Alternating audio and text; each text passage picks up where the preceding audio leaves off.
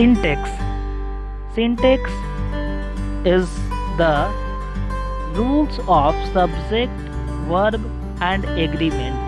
Subject को उसके noun और नंबर तथा पर्सन के अनुसार वर्ब का सही प्रयोग करना ही सिंटेक्स या सब्जेक्ट वर्ब एग्रीमेंट कहलाता है।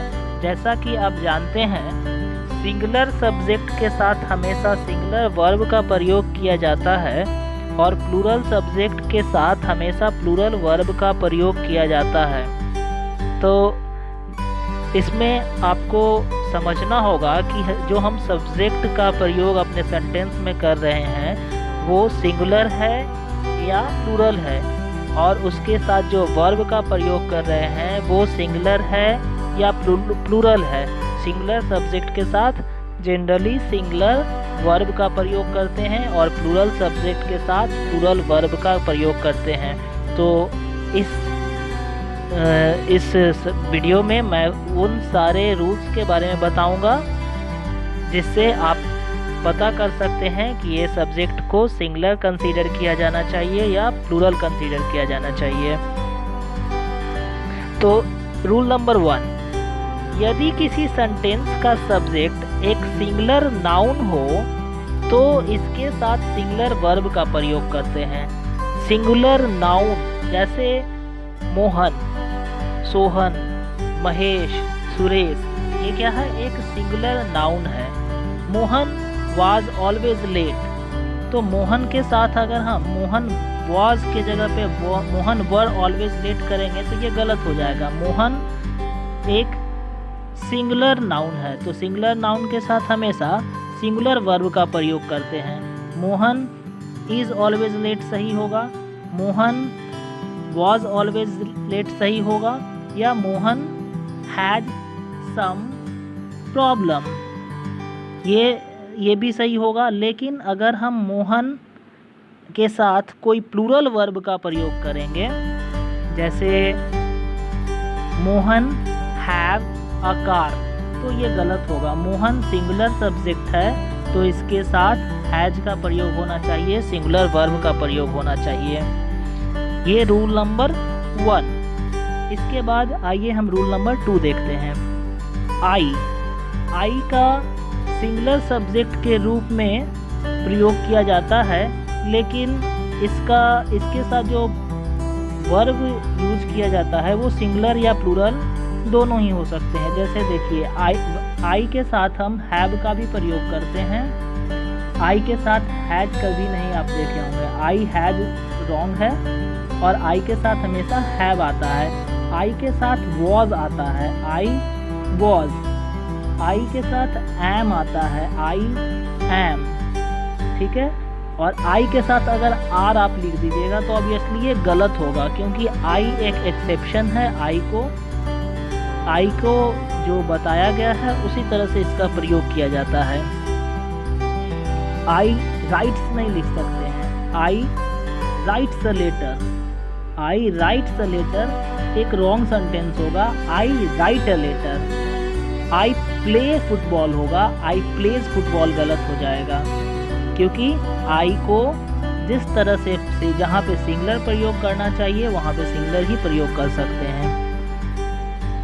रूल नंबर 3, यू का प्रयोग सिंगुलर और प्लूरल सब्जेक्ट के रूप में होता है तथा इसके साथ प्लूरल वर्ब का प्रयोग होता है। मीन्स यू के साथ हम प्लूरल वर्ब का ही प्रयोग करते हैं। जैसे you are a student, you are a student, you are a student. अब एक स्टूडेंट अगर आप हैं तो यहाँ पे आर तो होना नहीं चाहिए था, लेकिन यू के साथ हमेशा हम प्लूरल वर्ब का प्रयोग करेंगे। यू सिंगुलर हो या प्लूरल हो, तुम और तुम लोग दोनों के लिए हम यू का ही यूज करते हैं। लेकिन यू के साथ हमेशा प्लूरल वर्ब यू आर ही सही होता है, यू इज कभी नहीं लिखेंगे, गलत हो जाएगा। यू वाज गलत हो जाएगा, यू वर स्टूडेंट, ये गलत हो जाएगा। यू वाज अ स्टूडेंट, चाहे यू सिंगुलर हो या चाहे प्लूरल हो, यू के साथ हमेशा प्लूरल वर्ब का प्रयोग करेंगे। ये रूल नंबर 3 आपका कंप्लीट हुआ। इसी तरह से रूल नंबर 4 कहता है कि नीड नॉट और डेयर नॉट का प्रयोग सिंगुलर और प्लूरल सब्जेक्ट के साथ प्लूरल फॉर्म में होता है। नीड नॉट और डेयर नॉट, ये दो ऐसे वर्ब हैं जिनका प्रयोग सिंगुलर या प्लूरल सब्जेक्ट के साथ प्लूरल फॉर्म में होता है। कहने का मतलब है कि कभी भी हम नीड्स नॉट को नहीं लिख सकते हैं। नीड्स नॉट या डेयर्स नॉट गलत हो जाएगा। अगर हम किसी सेंटेंस में लिखे she needs not go there, तो ये गलत हो जाएगा। She need not go there, she need not go there. Need not के बाद टू भी नहीं लगाते हैं, तो सी नीड्स नॉट गलत हो जाएगा, क्योंकि नीड नॉट जब होगा तो ये प्लूरल फॉर्म है नीड का। नीड नॉट प्लूरल फॉर्म है, या डेयर नॉट ये प्लूरल फॉर्म है। तो ही हो या सी हो, he needs not go there, ये गलत है। He need not go there, ये सही है। इसी तरह से अगर आप और भी रूल्स देखें तो ये रूल नंबर 4 है। रूल नंबर 5 के बाद रूल नंबर 5 में ये बताया जा रहा है कि सपोजिशनल सेंटेंस, अब क्या होता है सपोजिशनल सेंटेंस, तो वैसा सेंटेंस रूल नंबर 5 कहता है, वैसा सेंटेंस जिसमें कोई ऐसे बातें कही गई हो जो सपोजिशन हो, जिसको सच्चाई से मतलब नहीं है। I wish Manisha were my wife. I wish Manisha were my wife, तो मैं ऐसा विश करता हूँ, ये मेरा विश है कि मनीषा मेरी वाइफ हो। तो यहाँ पर इस सेंटेंस में मनीषा एक्चुअली में वाइफ नहीं है, इसलिए यहाँ पे मनीषा एक सिंगुलर सब्जेक्ट होते हुए भी इसके साथ हम वर का प्रयोग करते हैं। इसमें केवल हम वर का ही प्रयोग करते हैं, WERE, याद रखिएगा। जब सिंगुलर सब्जेक्ट के साथ वर का प्रयोग किया गया हो तो इससे पता चलता है कि वो सेंटेंस सपोजिशनल सेंटेंस है, और सपोजिशनल सेंटेंस में सिंगुलर सब्जेक्ट के साथ वर का प्रयोग किया जाता है। जैसे if I wish I were a bird, I wish I were a bird, I would fly to you. अगर मैं एक पक्षी होता तो उड़कर तुम्हारे पास आ जाता। I wish I were a bird, I would fly to you. तो ये सपोजिशनल सेंटेंस है। सपोजिशनल सेंटेंस में अगर हम ऐसे लिख दें I wish I was a bird, तो ये गलत हो जाएगा। आई के साथ यहाँ पे वर लगाना होगा, और कोई भी सब नाउन हो तो उसके साथ भी वर ही लगाना होगा, क्योंकि इसमें ऐसे वाक्य लिखे गए हैं जिसमें सच नहीं है, ये काल्पनिक बातें हैं। तो काल्पनिक बातें को सपोजिशनल सेंटेंस कहते हैं, और सपोजिशनल सेंटेंस में सब्जेक्ट सिंगुलर होने के बावजूद भी हम प्लूरल वर्ब का प्रयोग करते हैं। अब रूल नंबर 6, ऑप्टेटिव सेंटेंस में सिंगुलर सब्जेक्ट के साथ भी प्लूरल वर्ब का प्रयोग होता है। जैसे God save the king, long life our friendship. तो ऑप्टेटिव सेंटेंस किसे कहते हैं? तो ऑप्टेटिव सेंटेंस में कुछ आशाएं होती है, जैसे ईश्वर करे हमारी दोस्ती लंबी चले, लॉन्ग लाइफ आवर फ्रेंडशिप। तो इसमें जो वर्ब यूज किया गया है वो प्लूरल वर्ब का प्रयोग किया गया है। God save the king, God save the king, इसमें सेव प्लूरल वर्ब है। तो ऑप्टेटिव सेंटेंस से इच्छाएं का बोध होता है, अपने कोई ऐसी आशा का बोध होता है। अब रूल नंबर 7 कहता है कि टू सिंगुलर नाउन्स एंड से जुड़कर सेंटेंस के सब्जेक्ट के रूप में प्रयुक्त हो तो इसके साथ प्लूरल वर्ब का प्रयोग होता है। Ravi and Kavi have done well in the examination. Ravi and Kavi have done well in the examination. इसमें दो सिंगुलर नाउन है और ये दो सिंगुलर नाउन एंड से जुड़ा हुआ है, तो इसे हम प्लूरल सब्जेक्ट समझेंगे और प्लूरल वर्ब ही प्रयोग करेंगे। जैसे Ravi and Kavi have done well in the examination means Ravi और कवि दो लोग हैं, तो ये सब्जेक्ट जो बन गया ये प्लूरल सब्जेक्ट बन गया। उसी तरह से a boy and a girl love each other, तो इसमें अ बॉय एक सिंगुलर है और अ गर्ल भी एक सिंगुलर है, लेकिन ये दोनों एंड से जुड़ा हुआ है, तो ये जो सब्जेक्ट होगा a boy and a girl ये प्लूरल माना जाएगा, इसीलिए यहाँ पे लव लिखे हैं। लव्स गलत हो जाएगा, सिंगुलर ये प्लूरल वर्ब लगेगा तो प्लूरल वर्ब लव होगा, लव्स सिंगुलर हो जाता है।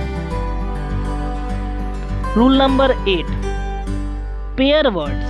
कुछ ऐसे वर्ड्स होते हैं जो हमेशा पेयर में प्रयुक्त किए जाते हैं, जैसे bread and butter, rice and curry, hammer and sickle, slow and steady, truth and honesty. तो ये सब वर्ड्स जो हैं पेयर वर्ड्स हैं और ये हमेशा एक ही साथ आते हैं। तो जो चीज़ हमेशा एक साथ आते हैं ये हमेशा सिंगुलर समझे जाते हैं। जैसे rice and curry is a popular dish. Rice and curry is a popular dish. Rice and curry यहाँ पे सिंगुलर समझे जाते हैं क्योंकि ये पेयर वर्ड है। राइस एंड करी हमेशा साथ आते हैं, तो हमेशा इसे सिंगुलर समझना चाहिए। Bread and butter is my favourite breakfast. तो ब्रेड एंड बटर ये दोनों एक साथ आ रहे हैं, तो हमेशा इसे सिंगुलर समझा जाना चाहिए। इसके साथ अगर आप आर लगा दीजिएगा, bread and butter are my favourite breakfast, तो ये गलत हो जाएगा। आपको लिखना होगा bread and butter is my favourite breakfast, क्योंकि ब्रेड एंड बटर ये दोनों मिलकर एक सिंगुलर सब्जेक्ट का निर्माण करते हैं। उसी तरह से अब हम रूल नंबर 9 देखते हैं। लेकिन हमेशा आपको इस बात में थोड़ी और बेहतरीन तरीके से समझने के लिए, जैसे gold and silver are precious metal, तो गोल्ड एंड सिल्वर हमेशा साथ में नहीं आते हैं। हम कोई भी सोने का बनाते हैं या चांदी का बनाते हैं, सोने चांदी मिला करके तो कुछ नहीं बनवाते हैं। Gold and silver are precious metal ही सही है, क्योंकि गोल्ड और सिल्वर दो अलग अलग मेटल हैं और ये हमेशा एक साथ नहीं आते हैं। हमने कहा कि जो पेयर में आते हैं, जो पेयर वर्ड्स हैं, bread and butter, rice and करी, ये अगर हो तब सिंगुलर। ऐसा नहीं है कि आप गोल्ड और सिल्वर अगर ये लिखा हुआ है तो ये एक साथ नहीं आते, ये पेयर वर्ड नहीं है। उसी तरह से fire and water does not agree, ये सही है, fire and water does not agree, ये सही नहीं है, ये गलत है, क्योंकि फायर और वाटर दो अलग अलग चीज है। अब आइए रूल नंबर 9, यदि दो सिंगुलर सब्जेक्ट एंड से जुड़े हो, यदि दो सिंगुलर सब्जेक्ट एंड से जुड़े हो और उसके पहले अगर दोनों सब्जेक्ट के पहले आर्टिकल का प्रयोग किया गया हो तो इसे सिंगुलर समझना चाहिए, तो इसे प्लूरल समझना चाहिए। अदरवाइज अगर किसी एक के पहले अगर शुरुआत में ही अगर केवल आर्टिकल का प्रयोग किया गया है तब इसे सिंगुलर समझना चाहिए। और अगर दोनों के पहले अगर आर्टिकल का प्रयोग किया गया है तो इसे प्लूरल समझना चाहिए। Example, the principal and secretary the principal and secretary, ये एक सिंगुलर सब्जेक्ट है, इसके साथ लगना चाहिए the principal and secretary was there. अगर हम लिख देंगे the principal and secretary were there तो ये गलत हो जाएगा। The principal and secretary was there, ये सही है। एक ही व्यक्ति है जो प्रिंसिपल भी है और सेक्रेटरी भी है। The principal and secretary was there, इसका मतलब एक ही व्यक्ति है जो प्रिंसिपल भी है और सेक्रेटरी भी है। अगर हम ऐसे लिख दें तो ये सही है, the principal and secretary was there.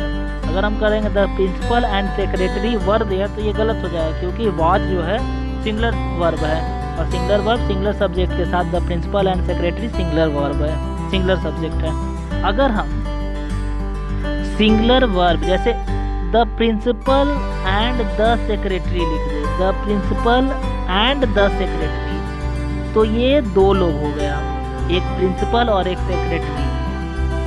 और उसके पहले वाले सेंटेंस में प्रिंसिपल और सेक्रेटरी एक ही लोग था, लेकिन यहाँ पे द दो बार प्रयोग किया गया है, इसलिए प्रिंसिपल और सेक्रेटरी दो अलग अलग लोग हो गए। The principal and the secretary were there, ये सही है। The principal and the secretary were there, ये सही है।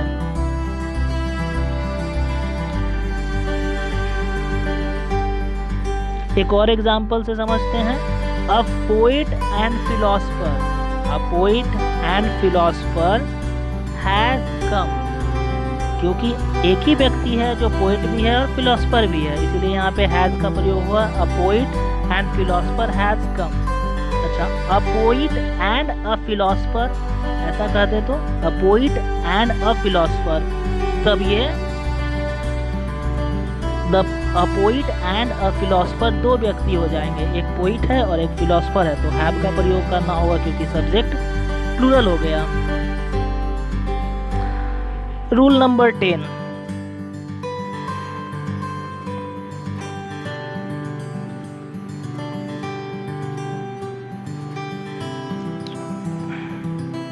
एंड से जुड़े हुए दोनों सिंगुलर नाउन से पहले आर्टिकल का पोसेसिव एडजेक्टिव का प्रयोग होने पर, कहने का मतलब है कि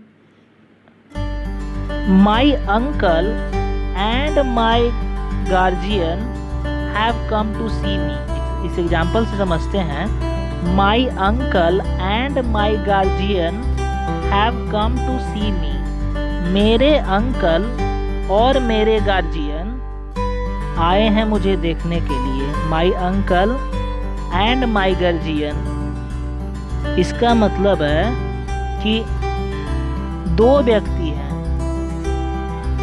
एक मेरे अंकल हैं और दूसरा मेरे गार्जियन हैं। दो व्यक्ति जिसमें एक मेरे चाचा हैं और दूसरा गार्जियन है, तो इसके साथ हम हैव का, तो कहने का मतलब है कि आर्टिकल के जगह पे यदि पोसेसिव एडजेक्टिव का प्रयोग किया गया है और दोनों के पहले माई अंकल एंड माई गार्जियन, ये दोनों नाउन के पहले पोसेसिव एडजेक्टिव का प्रयोग किया गया है, इसलिए ये जो सब्जेक्ट है ये प्लूरल सब्जेक्ट है। अगर हम ऐसा लिख दें, my uncle and guardian have come to see me, तो माई अंकल एंड गार्जियन, तो ये एक ही व्यक्ति है जो अंकल भी हैं और गार्जियन भी हैं, अंकल भी वही हैं गार्जियन भी वही है, तो उस कंडीशन में हैज का प्रयोग लगेगा। लेकिन अभी माई अंकल एंड माई गार्जियन दो अगर पोसेसिव एडजेक्टिव है तो इस कंडीशन में, दो अगर पोसेसिव एडजेक्टिव है तो इस कंडीशन में आपको इसे प्लूरल समझना चाहिए।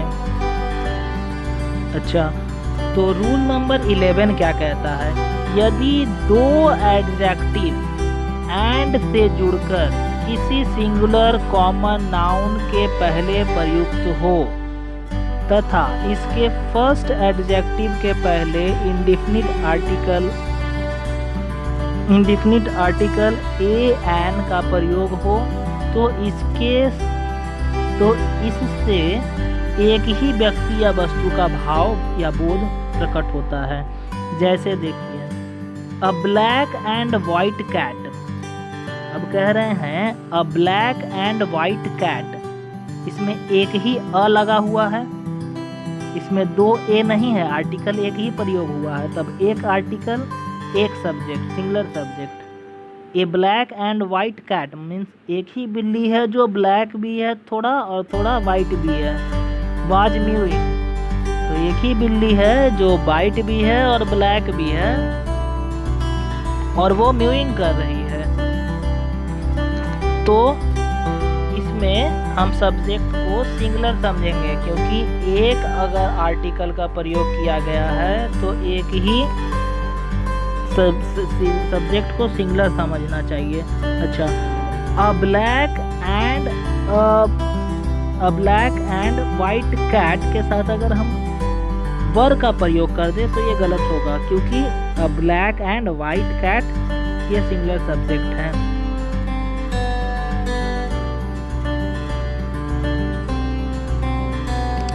अच्छा, a black and a white cat अगर हम लिख दे a black and a white, black एक है और एक वाइट है, तो दो कैट हो गया ना, दो बिल्लियां जिसमें एक काली और दूसरी सफेद है। A black and a white cat were mewing होगा। अब इसमें कंफ्यूज नहीं होना है, क्योंकि क्लियरली आपको आर्टिकल को देखकर या पोसेसिव एडजेक्टिव को देखकर पता कर लेना है कि यहाँ पे सिंगुलर है सब्जेक्ट की प्लूरल है। इसमें a black and a white cat है वर म्यूइंग, तो एक बिल्ली ब्लैक है और एक बिल्ली वाइट है, तो इसके साथ प्लूरल वर्ब का ही प्रयोग होना चाहिए, क्योंकि ये सब्जेक्ट प्लूरल कहलाएगा। दो आर्टिकल प्लूरल सब्जेक्ट, एक आर्टिकल सिंगुलर सब्जेक्ट, याद रखिए। रूल नंबर 12 कहता है यदि दो सिंगुलर नाउन एंड से जुड़े हो, दो सिंगुलर नाउन, याद रखिए दो सिंगुलर नाउन एंड से जुड़े हो और फर्स्ट सिंगुलर नाउन के पहले ईच और एवरी का प्रयोग हो तथा प्रत्येक सिंगुलर नाउन के पहले ईच और एवरी का प्रयोग हो, तो इसे सिंगुलर सब्जेक्ट का के रूप में इस्तेमाल किया जाता है। जैसे each pen and pencil, each pen and pencil, pen और पेंसिल दो चीज़ है, अब इसके पहले ईच लगा दिया गया है तो इसे हम सिंगुलर ही समझेंगे। ईच और एवरी जहाँ पर भी प्रयोग किया जाए उसे हम सिंगुलर ही समझेंगे। Each pen and pencil is red, each pen and pencil is red, तो प्रत्येक पेन और पेंसिल जहाँ पे ईच का प्रयोग आ गया। उसी तरह से दूसरा एग्जाम्पल देख लेते हैं। Each pen and each pencil, each boy and each girl, is laborious कहेंगे कि आर लेबोरियस कहेंगे।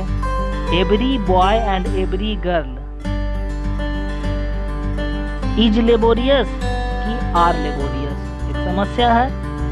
एवरी लगा हुआ है boy and girl, every boy and girl is laborious, तो एवरी लगा है या ईच लगा हुआ है, आंख बंद करके इसको समझ लीजिए कि ये सिंगुलर सब्जेक्ट है। और सिंगुलर सब्जेक्ट के साथ सिंगुलर वर्ब का प्रयोग करते हैं, आर का नहीं कर सकते हैं, इज का करेंगे, बाज का करेंगे, वर का नहीं कर सकते हैं, हैज का करेंगे, हैव का नहीं कर सकते हैं। क्लियर।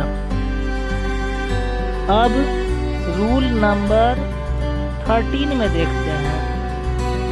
ईच का प्रयोग सेंटेंस के सब्जेक्ट के रूप में होने पर इसके साथ सिंगुलर वर्ब का प्रयोग करते हैं। जैसे कभी कभी आप देखोगे each has a pen, each means व्यक्ति हो गया यहाँ पर, तो ईच हैज अ पेन, प्रत्येक के पास एक पेन है, तो यहाँ पे ईच लगा हुआ है तो सिंगुलर समझेंगे। हाँ, इसमें एक नोट करने वाली बात यह है कि अगर हम पहले किसी प्लूरल सब्जेक्ट को रख दें, उसके बाद अगर ईच का प्रयोग करें, कोई प्लूरल नाउन या प्रोनाउन के बाद यदि ईच का प्रयोग हो तब हम उसको प्लूरल ही समझना पड़ेगा। जैसे देखिए, the boys each have a watch, the boys each have a watch, वो लड़के प्रत्येक के साथ, तो पहले प्लूरल रखा गया है, तो पहले प्लूरल है, उसके बाद आपको the boys each have a watch. अच्छा, we each have a pen, अगर हैज करेंगे तो गलत होगा। वी ईच, पहले यहाँ पर पहले देखिए सबसे सब्जेक्ट का पहला पार्ट क्या है, पहला वी है, we each have a pen, each जो है सब प्लूरल सब्जेक्ट के बाद आया है, तो इसको प्लूरल कंसीडर करना पड़ेगा। रूल नंबर 14, अगर each of, either of, neither of के बाद प्लूरल नाउन या प्रोनाउन का प्रयोग हो, तो सेंटेंस के सब्जेक्ट के रूप में हो, तो इसके साथ सिंगुलर का प्रयोग करते हैं। याद रखिएगा कि रूल नंबर 14 क्या कहता है कि each of, either of, neither of के साथ प्लूरल नाउन लगा है। जैसे समझिए, each of these 4 pens, each of these 4 pens is red, each of these 4 pens. अब यहाँ पे ईच ऑफ का प्रयोग किया गया, इसी तरह से इसको तो इसे हम सिंगुलर समझेंगे, each of these 4 pens is red. अच्छा, either of those 2 boy, each और ईदर में फर्क होता है, ईच का प्रयोग हम 2 से अधिक के लोगों के लिए करते हैं और ईदर और नीदर का प्रयोग 2 ही लोगों के लिए करते हैं। तो ये एक समझने वाली बात है कि ईच का प्रयोग केवल 2 से अधिक होने पर करेंगे और ईदर और नीदर का प्रयोग, ईदर और नीदर का प्रयोग सिंगल, ये 2 ही के साथ करेंगे। जैसे neither of these 2 students, neither of these 2 students, neither लग गया है तो ये इज लेबोरियस होगा, neither of these 2 students is laborious. ठीक है। अब रूल नंबर 15वां रूल नंबर हमारा क्या कहता है, ईच, एवरी, ईदर, नीदर, इसके साथ सिंगुलर काउंटेबल नाउन का प्रयोग अगर है तब सब्जेक्ट सिंगुलर प्रयोग होगा। घुमा फिरा के अगर बात को अगर हम सिंपल वे में समझाएं आपको, तो ईच, ईदर, नीदर का प्रयोग कहीं भी किया गया है तो उसको हम सिंगुलर मानते हैं। हाँ, बस इसके पहले प्लूरल वर्ब का प्रयोग नहीं किया गया हो। ईच बॉय है, ईच बॉय हो या ईच ऑफ द बॉयज़ हो, ईच बॉय हो या ईच ऑफ द बॉयज़ हो, दोनों ही में इसको हमको सिंगुलर रखना होगा। रूल नंबर 15 कहता है कि ईच के बाद यदि सिंगुलर भी सब्जेक्ट है तो भी हम उसे सिंगुलर सब्जेक्ट है तब एक ही सिंगुलर नाउन है तब भी हम उसको सिंगुलर ही समझेंगे। तो सिंगुलर तो समझना ही है क्योंकि ईच लगा हुआ है। रूल नंबर 16 क्या कहता है, रूल नंबर 15 के बाद रूल नंबर 16 हमारा, रूल नंबर 16 में एक खास बात है कि यदि 3 प्रोनाउन को एंड से जोड़ना है, 3 प्रोनाउन है, अब 3 प्रोनाउन को एंड लास्ट में देना है, तो इसमें एक काम का रूल है 2-3-1 सीक्वेंस कहलाता है। 2-3-1 का सीक्वेंस होता है। 2 का मतलब सेकंड पर्सन, 3 का मतलब थर्ड पर्सन और 1 का मतलब फर्स्ट पर्सन। यदि आपको कहना है यू, ही एंड आई, ये सही है कि आई, यू एंड ही, ये सही है। तो याद रखिएगा कि सेकंड पर्सन पहले आएगा तो यू पहले आएगा, थर्ड पर्सन उसके बाद तो ही बाद में आएगा, उसके बाद लास्ट में आई आएगा। ये किसी भी पॉजिटिव सेंटेंस के लिए प्रयोग किया जाता है। यदि यू, ही एंड आई होगा, ये सही है। और आई के साथ तो आप क्या लगा सकते हैं, जो लगाते हैं वही इसके बाद नहीं लगा दीजिएगा। जैसे कि यू ही आपको कहना है तुम, मैं और वह दोस्त हैं, ठीक है। तो अगर हम इसको लिख देते हैं you he and I is friend, तो ये तो बिल्कुल गलत हो जाएगा, क्योंकि यहाँ सब्जेक्ट 3 लोग हैं। अब आप लगा दिए हैं इज, तो गलत हो जाएगा। आपको क्या लिखना होगा, you he and I have लगाना होगा, या आर लगाना होगा, या वर लगाना होगा। याद रखिए, इसके बाद प्लूरल आता है, you he and I R friends सही होगा। अच्छा, रूल नंबर, इसके बाद का जो रूल है इसी से रिलेटेड है कि यदि आप इसमें से किसी एक को हटाना चाहें तो ऑर्डर यही रखना होगा। जैसे 2, 3, 1 जो बताएं, 2 पहले सेकंड पर्सन, फिर थर्ड पर्सन, फिर फर्स्ट पर्सन। तो अगर यू ही और आई के जगह पे अगर ही नहीं हो, 2 ही लोग हो, यू एंड आई होगा, आई एंड यू नहीं होगा। चाहे अगर यू नहीं है, सेकंड पर्सन नहीं है, तो थर्ड पर्सन और फर्स्ट पर्सन होगा, ही एंड आई, वह और मैं सही है, मैं और वह गलत हो जाएगा, वह और मैं सही है, ठीक है। लेकिन ये सब कब तक, जब तक कि ये सेंटेंस पॉजिटिव हो। कोई नेगेटिव रहेगा वो सेंटेंस, जैसे कि जिसमें पाप हो, दोष हो, भूल हो, तो नेगेटिव सेंटेंस में हम अपने आप को लास्ट में नहीं रखेंगे, नेगेटिव सेंटेंस में हम अपने आप को आगे ही रखेंगे। मीन्स फर्स्ट पर्सन, तब सेकंड पर्सन और तब थर्ड पर्सन रखना होगा। I, you and he are guilty सही है, याद रखिएगा। I, you and he are guilty, ये सही होगा। I, you and he are guilty, ये सही होगा। अगर आप लिख दिए कि ही, यू एंड आई, या 3, 2, 1 में सही रख दिए, तब भी गलत हो जाएगा। आई, यू एंड ही, पहले फर्स्ट पर्सन, फिर सेकंड पर्सन और फिर थर्ड पर्सन। और सब्जेक्ट तो प्लूरल ही समझा जाएगा, क्योंकि 3 लोग उसमें भी हैं, 3 लोग इसमें भी हैं, 2 लोग भी हैं, तब आपको प्लूरल ही समझना होगा। सब्जेक्ट 1 से ज़्यादा है तो उसको प्लूरल समझा जाएगा। इसमें भी वही बात है कि 1, 2, 3 जो रूल है, तो 1, 2, 3 इसमें अगर सेकंड पर्सन नहीं है तो I and he are guilty, ठीक है। चाहे लिखना है I and he are robbers, I and he are robbers, ये सही होगा, क्योंकि ये नेगेटिव सेंटेंस है, याद रखिएगा। इसके बाद रूल नंबर 18, रूल नंबर ये 16 था, रूल नंबर 17 चलते हैं। रूल नंबर 17, रूल नंबर 17 में क्या है कि ईदर और नीदर का प्रयोग सेंटेंस के सब्जेक्ट के रूप में हो तो इसके साथ सिंगुलर वर्ब का प्रयोग होता है। अब इसको एग्जांपल से समझते हैं।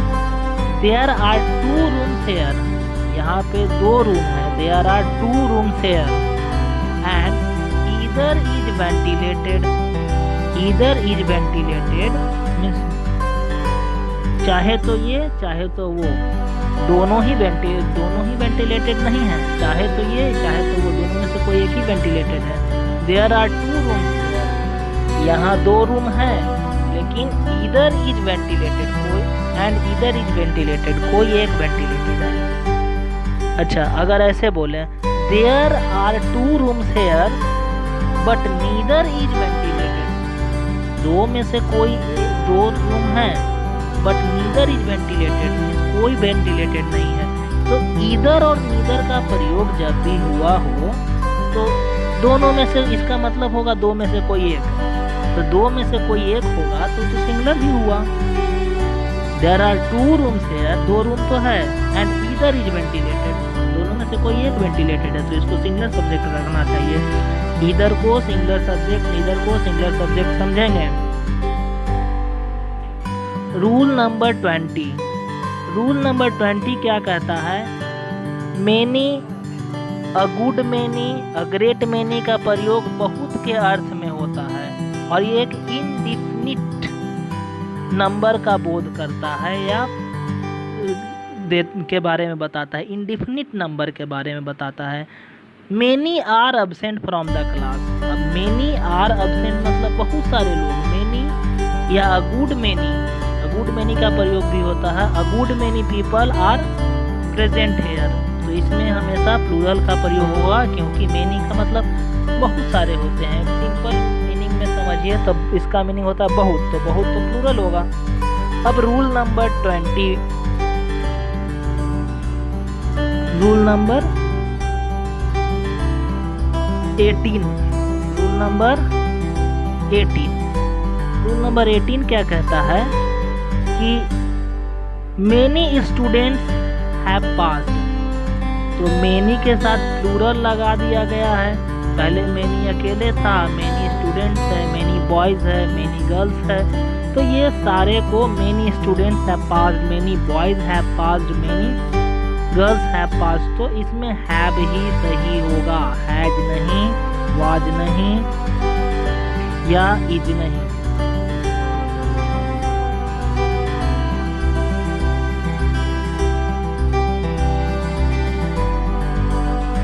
अब एक इम्पॉर्टेंट है, अब रूल नंबर 19 क्या कहता है, ये इम्पोर्टेंट है कि many a singular countable noun रखा हुआ है। जैसे देखिए many a boy, many a boy, many a boy goes to college in time, many a boys goes to college in time, कईयों में एक, मेनी अ बॉयज का मीनिंग क्या आ जाएगा? कईयों में एक, many a boys goes to college in time, कईयों में एक जो है सही समय पे, तो कईयों में एक जो है वो सिंगुलर सब्जेक्ट ही होगा, उसको सिंगुलर सब्जेक्ट करने में नहीं लगा हुआ है, लेकिन इसका मीनिंग समझिए कि ये मीनिंग क्या दे रहा है। Many a boys, many a boys means कईयों में एक, तो कईयों में एक को हम सिंगुलर ही समझेंगे। Many N orange, many N orange was rotten, many N orange बहुतों में एक, तो इसको भी सिंगुलर ही समझना होगा। अब देखिए, अब रूल नंबर 20 क्या कहता है कि रूल नंबर 20 क्या कहता है कि रूल नंबर 20 कहता है कि कोई भी इंडिफिनिट प्रोनाउन, इंडिफिनिट प्रोनाउन जैसे everyone, somebody, nobody, everybody, anyone, someone, known, इस तरीके का जो भी चीज़ होता है उसको इंडिफिनिट प्रोनाउन कहते हैं। और इंडिफिनिट प्रोनाउन जब भी प्रयोग किया जाता है सेंटेंस के सब्जेक्ट में तो सिंगुलर उसे हम समझेंगे, उसे हम सिंगुलर समझेंगे, तो उसे हम सिंगुलर सब्जेक्ट समझेंगे। जैसे everyone wants to qualify in exam या in this exam, everyone wants to qualify in this exam, तो एवरीवन वांट नहीं होगा, एवरीवन वांट्स होगा। Everybody, everybody respect, everybody respect his elder, तो everyone should love his country. Everyone जहाँ भी आए तो उसके साथ इज का प्रयोग करें, वाज का प्रयोग करें। एवरीवन हैज डन दिस, तो एवरीवन सिंगुलर समझा जाएगा। रूल नंबर 21, अगर इंडिफिनिट प्रोनाउन कुछ ऐसा है जैसे एवरीथिंग, समथिंग, नथिंग, तो इन सारे में एवरीथिंग, समथिंग, नथिंग, इन सारे के साथ सिंगुलर सब्जेक्ट का प्रयोग किया जाता है। Everything looks beautiful itself, everything has its own importance.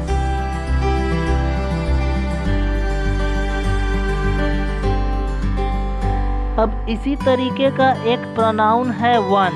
One का प्रयोग सेंटेंस के सब्जेक्ट के रूप में हो तो इसके साथ सिंगुलर सब्जेक्ट का प्रयोग करते हैं। वन का मतलब होता है कोई एक।